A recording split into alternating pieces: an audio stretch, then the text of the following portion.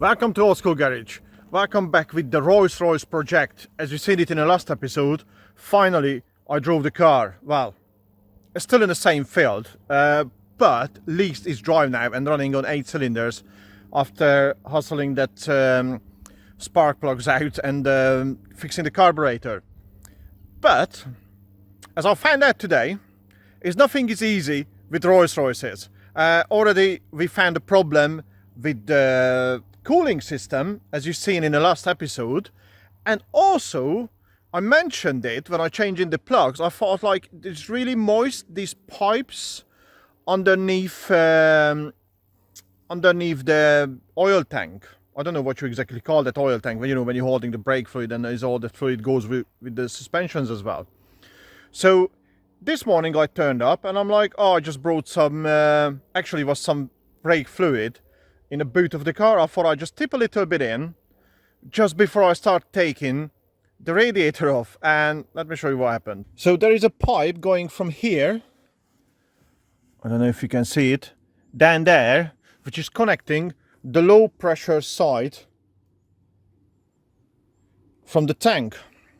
This was the pipe and this was the Jubilee clip on a pipe. So I poured some fluid in there, and as you can see, the fluid, it's just went everywhere. So good job I bought this fuel pipe in the other day. I bought a meter of it and looks like it's just a perfect fit.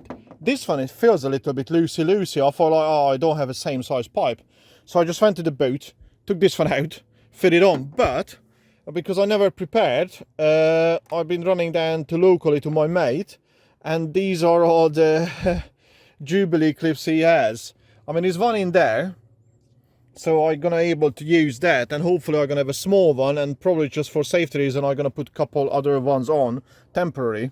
Before I take in apart the cooling system, I want to make sure the braking system is actually working, so I want to fill it up. It's just temporary because I want to change the fluid in there anyway, so it's gonna be temporary. Fix it up, see if it's actually working. So that's next. I'm gonna put this pipe on, fill the system back up. Hopefully it's no leak. If it is, I might need to pick up some Jubilee clips. Then I've been told to take the radiator off. It's gonna be a bit of a hustle. So that's next. Let's get the pipes on and make sure we got proper brakes in the car. So all the brake pipes is finally fixed. Well, that rubber pipe is, and I filled it up with .3 because that's what I had in here at the minute. I know you're supposed to fill it up with R363, but I've been told you can substitute that for .3, which was with the car as well. So this new pipe is in. I put a couple of Jubilee clips on. I got the small ones, but they're not brand new. I mean, probably older stuff is still better, it's not rotted. And I filled it up with the much fluid I had, so the level is just under 1/3 of the pint, so it's just there, which is say minimum level. So I'm gonna start the car up now and see what's what. So let's start her up. Oh, she runs like a dream now. Brake pressure light is on, off. Excellent. Excellent. I'm over the moon now. So that's that was the easy fix at the minute. With the car, the plugs. I mean, the plug was pain in the backside, but that pipe fix, that was so far, touch wood, that was easy. It only took me like 20 minutes. There was more time to find fixing, the Jubilee clips, because I have to go off just locally to see one of my mate if he got anything on stock, because it's Sunday morning, so there's nothing open. But at least it's done. So the next thing is now try to tackle that radiator problem. Right, I'm back now. I managed to get a tray to put under the car, just an old baking tray, and I'm gonna start with this bad boy, getting a little bit of a water down there. Then I'm gonna work myself down to drain all the other pipes as well. Oh, good. It's water in there. I don't know if there's any antifreeze in there. So, because I run the engine, it's still a bit warm, fixing that brake issue, which it works, but I need to get more .3 fluid. Yeah, there is no antifreeze in there. That tray is catching everything, perfect. Wait till that one is drained, then I'm gonna empty the tray out, then go to the other side, undo the lower hose as well. Then I think, I looked, I think it's two bolts each side, But where I am is no internet, so I can't do any research. I should have done it yesterday. I looked at some radiators yesterday, but I don't remember. So just drain it first, then just start taking pipes off.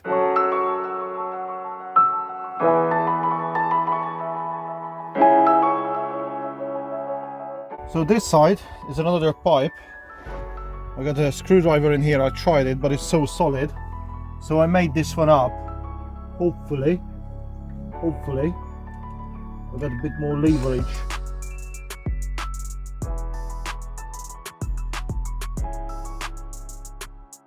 That other screwdriver, I couldn't move it. I don't know how difficult it's going to be to get this radiator off, but I've been told it's very.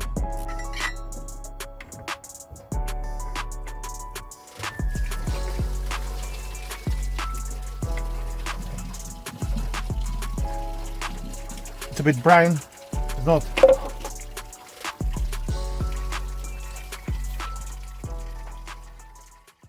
So the water is drained much as possible. Now I found a couple of bolts, which is one, if you can see, it's way down there. I don't know how I'm gonna get that one off. Probably need a spanner. And another one is just up here, if you see, just behind the tensioner spring is there. So I think that's the 4 bolts I need to take out, I hope. But it's really awkward because the bonnet is opening that way, and I bet it's really difficult by yourself to get this one off. Yeah, so just try to get those side bolts out and hope for the best.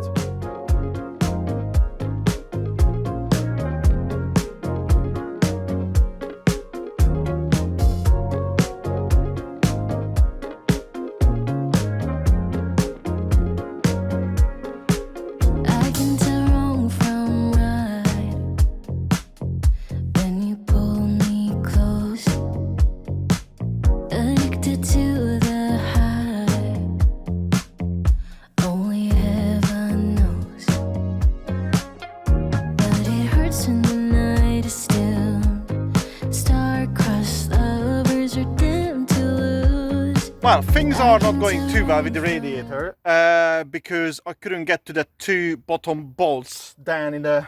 It's just really awkward. So I went in this yard and I found a scrap tire. So I put a scrap tire in there. I'm gonna undo these bolts and those bolts, and hopefully I can take this bonnet off. Then I can get to those bolts down there. And also, I don't think I can get the radiator off anyway without moving the bonnet, to be honest with you. I don't think it's going to come out, so just have to crack on with it. Yeah, it's a bit awkward, to be honest with you. You need loads of patience when you're in a Rolls-Royce, as I just found out recently, since I own this lovely lady. But it is what it is, you know, it's a bit more complicated. I can't even imagine, like, the other guys doing on YouTube, you know, these new Rolls-Royce, how they can deal with it, because even this one could be a bit complicated as well. But hey-ho, it is what it is.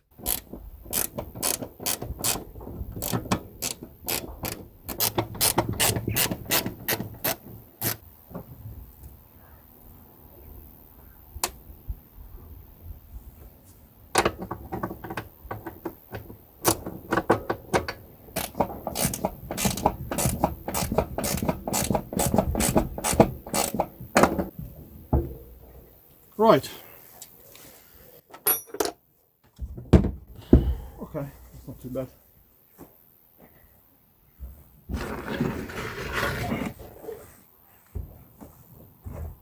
Okay, the bonnet is up. Oh, sorry, lady.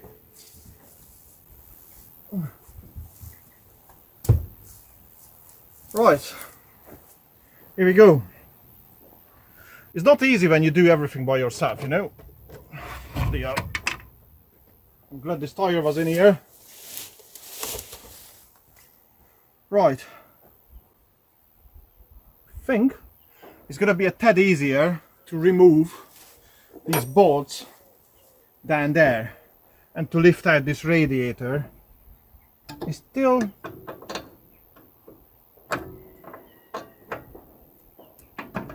still awkward, you know.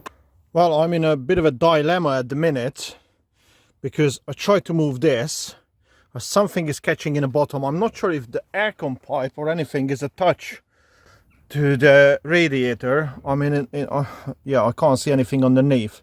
I can't even lift this car up in here. I'm on a soft ground now. I thought I can undo those bolts, but I can't hold anything to make it loosey. So I think the next thing I can do, undo the shroud around the radiator. I disconnected these cables.